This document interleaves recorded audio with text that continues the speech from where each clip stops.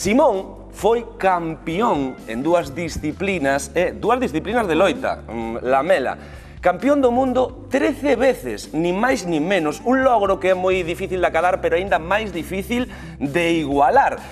El, ali polo 2005, decidiu retirarse porque quería axudar pois as novas xeracións, os novos talentos. E todo ia ben, tiña o seu propio ximnasio, moitos alumnos, pero resulta que no 2014 sufriu un accidente doméstico que cambiou a súa vida por completo.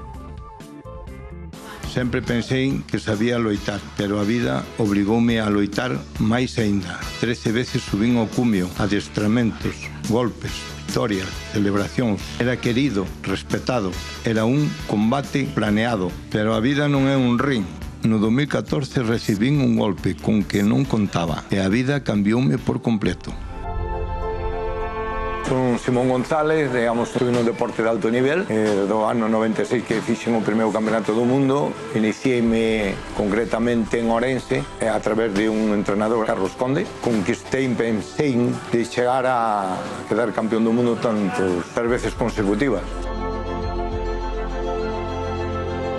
En 2014 tuve un pequeno percance, subirei a un tellado, Simón resbalón os pés, estaba chovendo e, bueno, resbalín e caín e tuve unha lesión medular de clase A.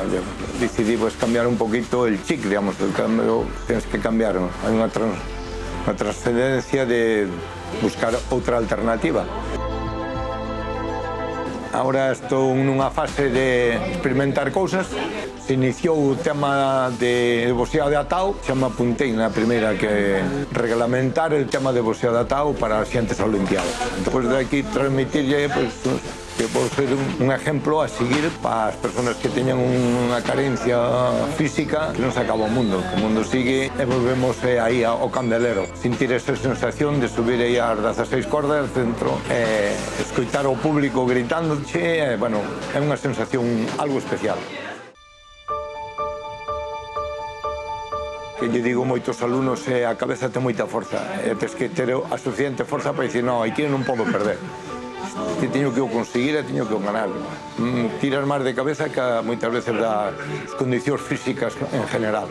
Que nos, como deportistas de élite, estamos acostumbrados a rebasar esas fases deportivas tan duras moitas veces de sacrificio e forza de voluntade psicológica e física.